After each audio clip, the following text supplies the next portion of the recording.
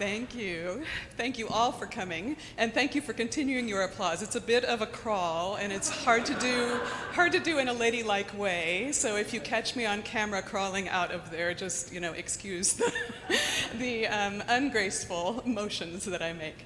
But it is a very graceful organ, and it is a pleasure to play. I've had 2 days here, 2 full days, from 9 to 5 on, the Friday and Saturday, to get to know this instrument.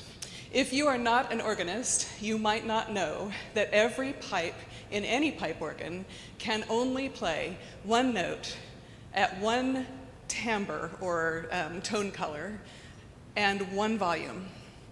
And so it takes a community of voices to create any music on a pipe organ. If they were all alike, they'd all sound at one pitch, and they'd all sound like a trumpet or a violin or a flute, but only one of those, and they'd all sound at one volume. So today I hope in the breadth of this recital that you hear all of the different voices that this organ has. I am able to use all of them except for one, and that is the chime. Those of you who were here this morning for worship heard the chime at the beginning of worship. So I used it, I'm not going to use it this afternoon. The next 3 pieces were not written for organ originally. The first one, from the 1500s, is the oldest piece on the organ. It was originally a vocal piece, and it was transcribed for the organ in the 1500s. And you just heard a piece that used lots of voices in chorus with each other. This piece will use a single voice at a time. So you'll see my hands moving up and down the manuals. You'll hear just one single flute voice for each one of those manuals. All different pipes, but just one voice. And then the next piece is was written for a thing called a military band. So that basically was a wind and brass ensemble with some percussion. It was written by Gustav Holst, very famous not for that piece in particular, but famous for a collection called The Planets, an orchestral piece. And this was transcribed for organ, and I think it works very well here. And then the piece by Gounod, if you don't recognize the title of it, I will bet that in your sonic memory banks, you will recognize this piece as soon as I start. So 3 transcriptions. Now, whenever I describe things in groups like this, there's always a question in everybody's mind about if it's right to applaud between the pieces I've just described. I need you to know this. You can applaud anytime. Applause is music to my ears. So if you start applauding in the middle of a piece, or for instance, if you were to start applauding right now, so thank you for following that very obvious hint. Anytime you want to applaud is fine with me. So if you feel moved to applause, just know that it's absolutely fine.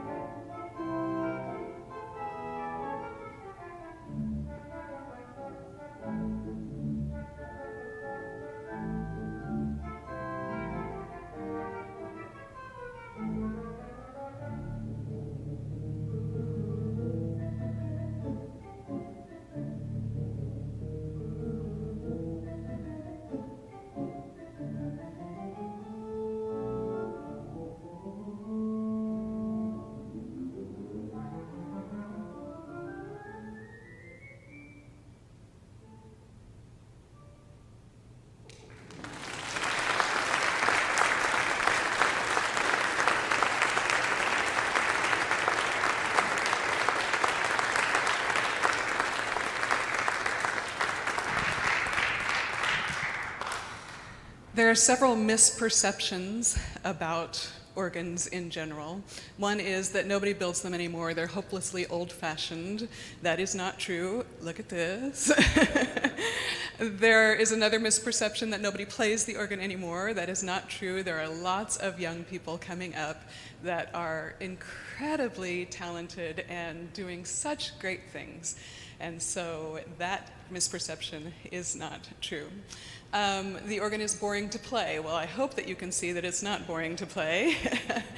Nobody writes music for the organ anymore. Well, this next piece shows you that that's not true either. There is a contemporary composer named Gunnar Idenstam who writes incredibly inventive music for the organ, and this is just one example. Whenever I play this piece, people say, "Oh my gosh, I didn't know that a pipe organ could sound like that." If you look closely, if the foot cam is working, my feet are actually playing chords, so you can do that with only 2 feet if you go like this. And so he has me do that in the middle of this. The beginning and end are all built on chromatic scales, and this takes me back to when I and my 2 younger sisters were learning piano, and we had to learn the chromatic scale. If you're not a musician, that's the scale that plays every single note in order, the white notes, the black notes. And it's hard to learn when you first learn it. And so we were reviewing that fingering, and we set for ourselves a game.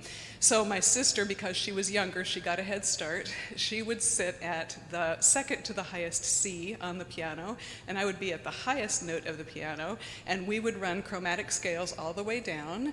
And if I caught her before she got to the bottom, then I won. If she got to the bottom first, then she won. This piece reminds me of that. You'll see what I mean. There's chromatic scales all over this piece. All right, and it's complicated for the feet just because of those chords, but the next piece is the most complicated piece for feet ever, written by Leo Sowerby, an American composer. He was a groundbreaker in his time, and he left for us lots of organ and choral music. This piece called Pageant starts with a big solo for the feet, and the feet do not give up from beginning to end, so it's great exercise. It's actually the only kind of exercise that I enjoy. So welcome to my workout.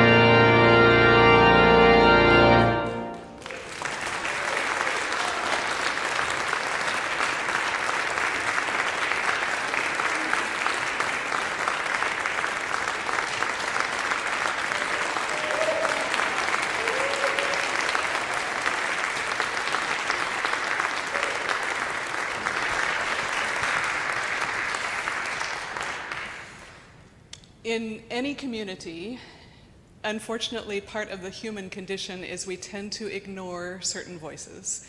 So these next two pieces are because I'm trying to do my part to give voice to those who have been voiceless over time. Some of those are female composers. Do you know that it was unseemly and even illegal to be a female composer back in time and put your name on a work? So female composers composed anyway, but they had to put male names on their works because you just wouldn't do that as a proper female. We're not like that anymore, but females are still underrepresented as composers for the organ, but also on orchestral concert stages and other places. So we women have something to say, and I think that it's important to give voice to those females. This piece, Song of Peace in a Time of War, when I first learned it and introduced it to an audience, I was in the midst of saying that I grew up at a time when the United States was at war. It was called the Vietnam War. And I was saying to this audience, I'm so grateful that there are places that don't have war anymore and kids that are growing up with no more war. And then I looked at some kids' faces and I realized we're still at war. We have ever been so. That seems to be part of the human condition too. So this Song of Peace in a Time of War, I hope will remind you that by giving voice to the voiceless and by using our own voices, we can do something about that. That doesn't have to be the human condition, to be at war all the time. We don't have to live that way. I'm confident that we don't, but it takes all of us using our voices to create a different world. At the end of that piece, there is a hymn tune that is quoted.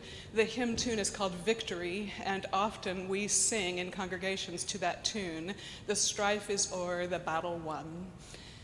And it's usually a very victorious singing of it. It's usually done on Easter Sunday, and the strife is o'er, the battle won. The trouble is, in this piece and in our country and in our world of war, it's not yet.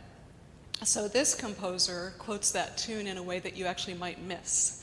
So there's a bunch of drama before it, and then that tune is quoted so quietly that you might miss it, and that is the point. Let's not miss any opportunity to make peace.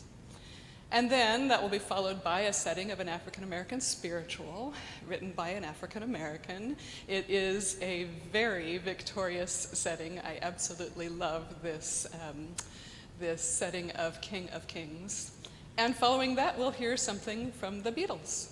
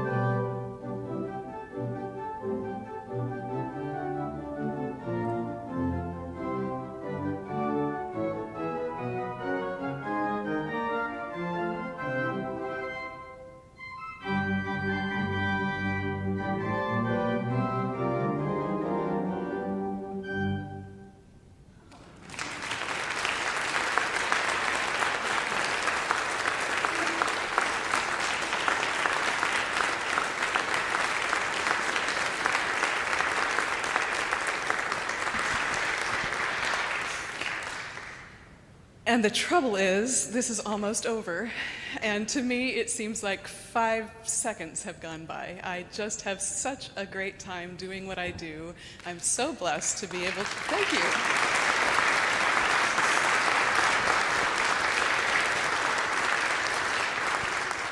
I'm so blessed to be able to do this for a living. So I hope that you can stick around for a while after the concert and talk about music in general and what you liked and what you maybe didn't like about all of this.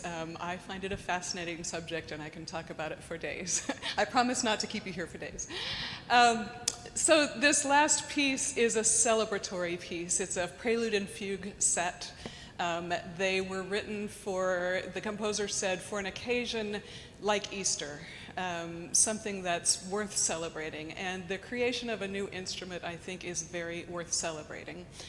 Before I play it, yes.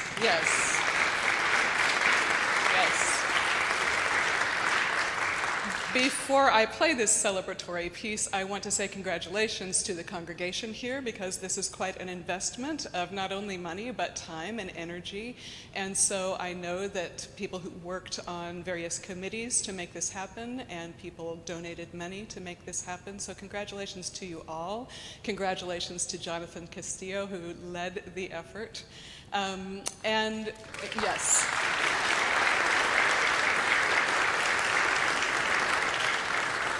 And I'm scanning the audience because I know there are 2 representatives of the team from Colby Organ Builders. There they are, yes. So let's give them congratulations as well.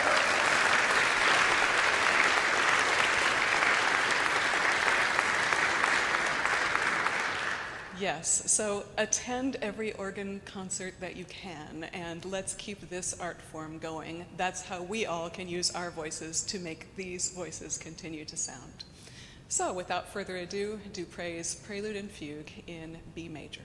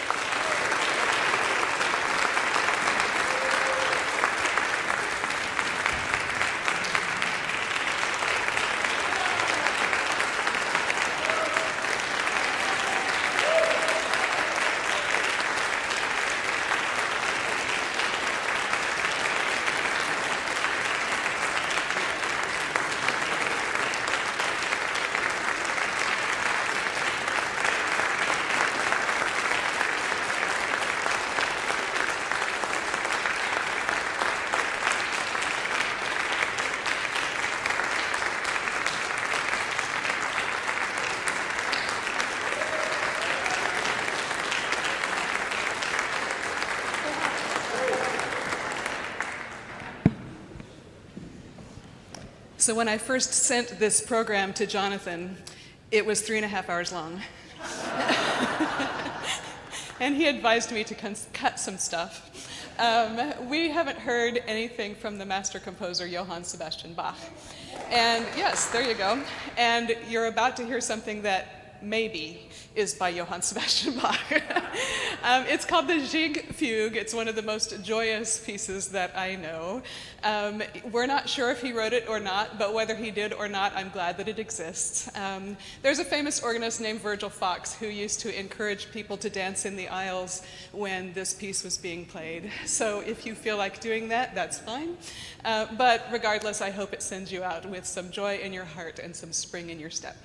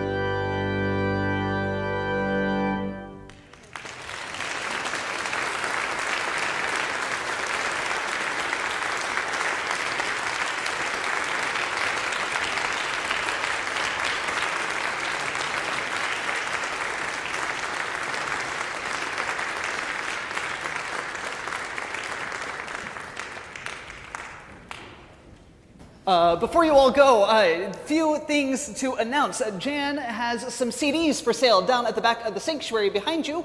If you would like to purchase anything, please do so.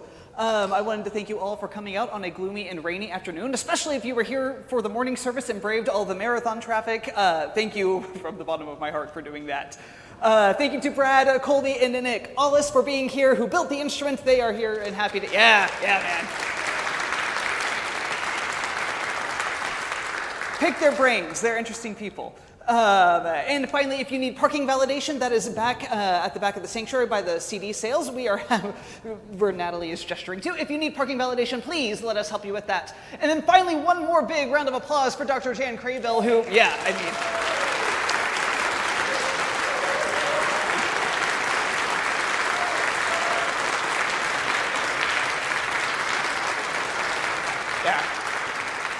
what an absolute treat. Thank you all for being here. Be safe on your drive home, and goodbye.